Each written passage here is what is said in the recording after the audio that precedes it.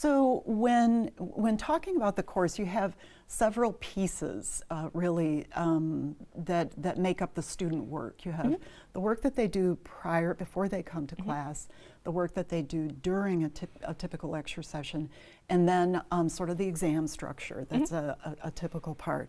So let's talk a little bit about the first one, what they do, how you convey that to them, how you structure the information so that it's pretty easy for them to know, here's what I need to do before this lecture. Talk a little bit about that. Okay, so the pre-lecture portion. What I asked them to do is essentially to watch the lecture they would have had for the day. So not quite 50 minutes of video content because there were clicker questions and things. And the content is broken down into videos now that are all, I believe now, 12 minutes or shorter, trying to keep them short pieces so they have easy places to stop and start, and not too much at one time, and that seems to be about the limit of attention span. So they need to watch probably about 40-45 minutes of content broken down into some smaller chunks, 3 or 4 often, sometimes 5. And then the iClicker questions that I had in class, I moved to quizzes on Canvas. So they usually have a 2 or 3 question quiz that they do, just to check. Very simple, straightforward. Have you watched the videos? Do you know the content? And get into the quiz questions.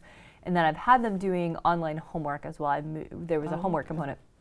And so they do 4 or 5 quantitative problems just to see if they can take that first step in applying the concepts. So that's a lot to do ahead of time.